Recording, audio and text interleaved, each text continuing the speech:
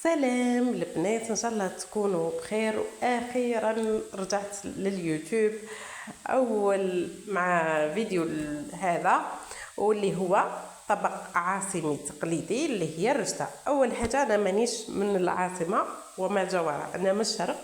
دونك ناقص العاصمه اذا كان في يعني في الوصفه تاعي حاجه انا درتها غلطه سامحونا، واذا كان صحيحه قولوا لي في التعليقات، ولا كما كاينه حاجه زياده قولوا لي ثاني عليها. دونك عندنا اليوم طبق هو طبق تاع الرشته كما راكم تشوفوا. واش نقول لكم، جات قراف بنينه، جربوها وقلبوا لي الخبر. وكما قلت لكم اللي عنده حاجه زايده بالك انا غلطت فيها يصحح لي ولا يقول لي كما راكم تشوفوا. بالنسبه للوصفه تاعنا لنهار اليوم، للمقادير، بما انه ديجا المولد راهو على الابواب كاينين اللي يحبوا يديروا هذه الوصفات. انا في الحقيقه ما نديرش في المولد، ما كل واحد وكيفاه، كل واحد حر وخلاص. اول حاجه انا عندي لهنا الرشته هذه تاع الهاني، رشته تقليديه. انا بالنسبه لي راهي مليحه، كانت مكونجليتها جابها صاحب راجلي دونك جاتني هايله وانا عجبتني بزاف. دونك ما على باليش نتوما كاش ما عندكم رشته ولا اللي يخدموا الرشته بالذات. هذه هي. بالنسبه للمقادير، انا لهنا عندي حبه كبيره تاع بصله ربيتها، عندي لهنا كيف نقولوا له راح لي اسمه اللفت. عندي لهنا حبه ديجا رحيتها ربيتها، والاخرين قسمتهم عادي. عندنا لهنا الحميصه الحمص، وعندي الدجاج الكميه على حساب عدد افراد العائله. لهنا رانا من بازوج. وعندنا لهنا التوابل، عندنا الملح فلفل اسود وقرفه. هادو هما فقط التوابل تاع الرشته، ما فيهمش حاجه زايده. دونك هادو هما برك التوابل. وعندي لهنا احد اسرار الرشته اللي هو ماء الزهر. داكا دوك نعطي لكم الاسرار اللي قالوا لي عليهم. دونك في الرشته كيفاش تجيك بنينه.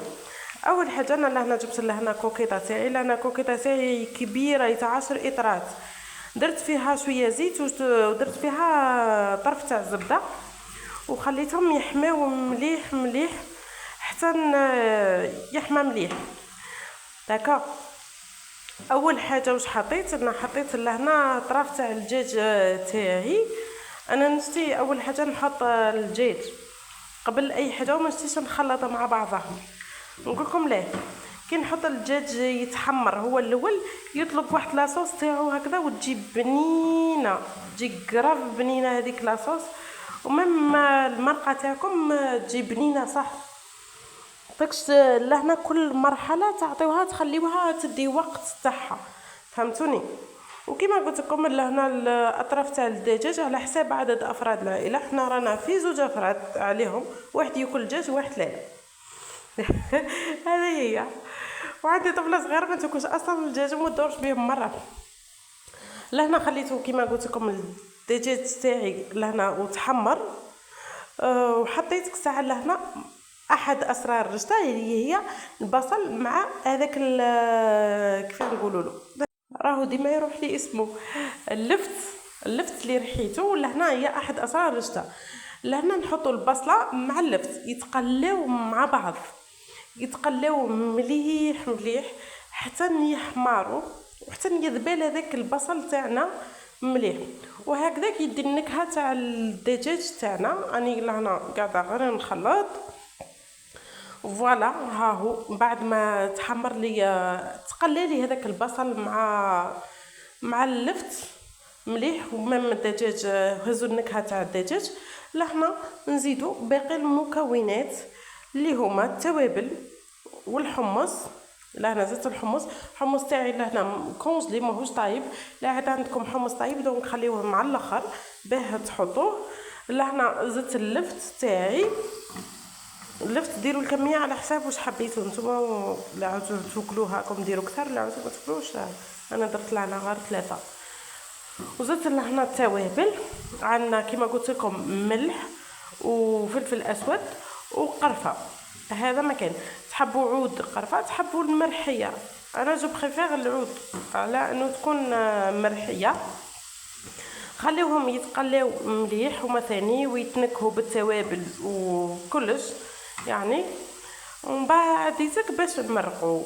انا لهنا مرقت بقيمه قريب 2 اطرات هكذاك، 2 اطرات ماشي اطره ونص حتى ل2 اطرات، اطره ونص حتى 2 اطرات. انا كان الماء فريمون سخون، سخنته به مرقت بيه. ها هو انا مرقت قلت لكم. ومن بعد سكرت عليها وخليتها واحد حوالي 25 دقيقه. 25 دقيقه هذاك هو تختار المرق تاعي. ولهنا هي احد اسرار هذه الرشته، انه كي حطينا البصله مع اللفت على جال باش المرق تاعنا يخرج خاضر ما يخرجش مايح وما يخرج بنين. وجربوها بالفعل راهي فريمون كليناها ما خلينا حتى حبه. وراجلي بما انه عايش بزاف في الجي دونك كان يعاشر بزاف دونك الناس العاصمه، وعلى بالو الذوق تاعها قال لي ولا غير جات بنينه. هذه هي لهنا كما قلت لكم راني مرقت بقيمه اطره ونص حتى ل2 اطرات تاع الماء. فوالا هذاك هو يتغطى لكم الدجاج والمكونات تاع المرقه تاعكم. ولهنا راني نسكر عليها وراني حنديرها واحد 25 مينوت هكذاك. المهم من بعد كان زدت لها اكثر يعني ما خليتهاش غير 25 مينوت، لهنا 22 مي خليتها اكثر، خليتها زاد اختارت شويه اكثر وخليتها لهنا طيب على نار تكون متوسطه حتى القاويه. فوالا هذه هي بالنسبه للمرق تاعنا. ومازال فيه سر واحد اخر دوك كي نرجع نقول لكم. لهنا الرشته تاعي كانت مكونجليه، حطيتها لهنا في كيس تحبوا تحطوها ميم في زعما حاجه كبيره ريسيبيون كبير ولا مهم اي حاجه. ونحكموا نحلوها كما راكم تشوفوا راهي لاصقه في بعضها. نحكموا نحلوها بالزيت. لهنا انا جبت شويه تاع الزيت وقعدت نحل فيها بشوي بشوي بشوي حتى نتحلت لي كيما راهي. فوالا هاو الزيت. ديروا كميه مليحه تاع الزيت، خاطرك شايحه فور غير خطرتين برك، دونك ديروا كميه مليحه. انا درتها بريسك كميه كيما راهي وهكذا راني نحل فيها كيما راكم تشوفوا بشويه بشويه. وديجا كنت حطيت الماء ويغلي في المرميطه، حطيت الماء يغلي حتى يغلي مليح مليح. ولهنا راني نكب في الزيت ونحل بشويه كيما راكم تشوفوا.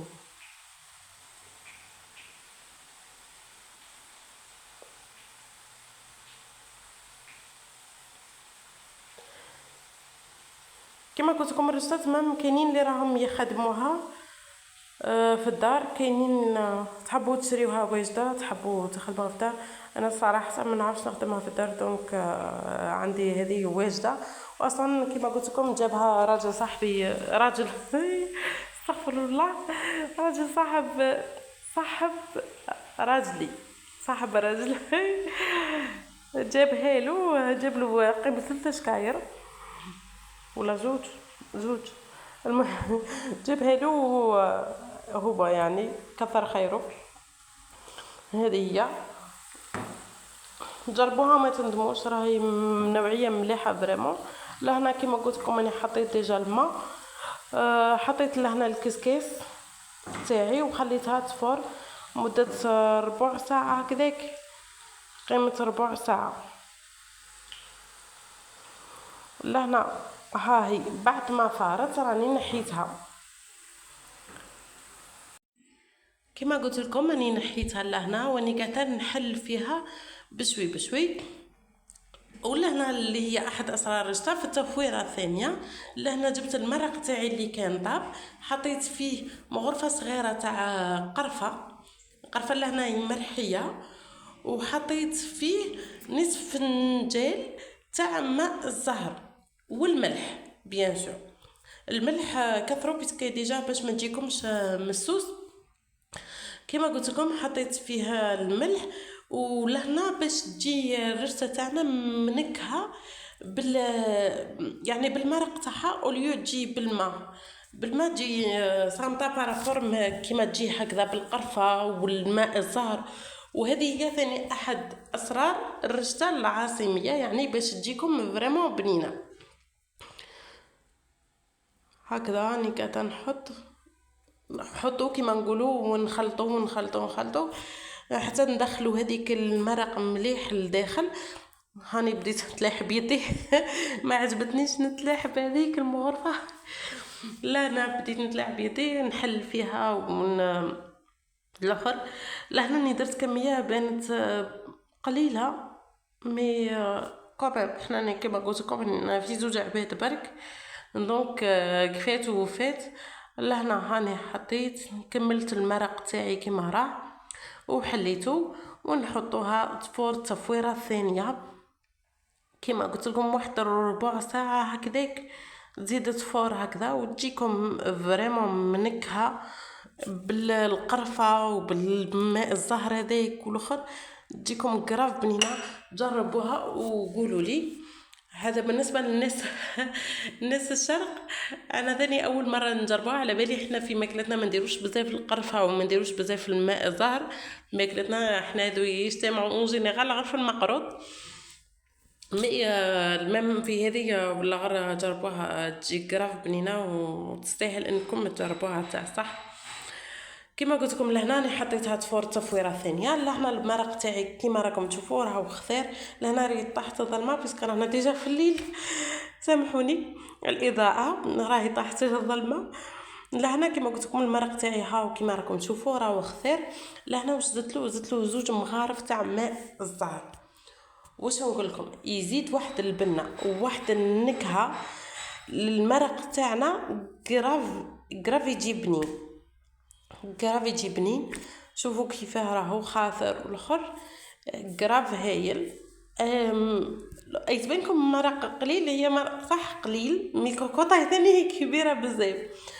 وهكذا راني بعد ما خلصت وزينت الطبسي تاعي بالبيض واللفت والقرفه هذاك وقليت الدجاج تاعي عاودت قليته لهنا هكذا قبل ما نمرقو. وهذا هو الطبق تاعنا تاع نهار اليوم، الرشته العاصميه. جربوه وقلبوا لي الاخبار وخليوا لي رايكم في التعليقات، وما تنسوش ديروا لي ابوني للقناه وتحفزوني شويه وتبارطاجيو الفيديو مع احبابكم وصحابكم باش نتشجع ونرجع للقناه تاعي. لهنا راني مرقتها. شهيتكم في الجنه ان شاء الله. صحه مولودكم. سلام. هذا هي.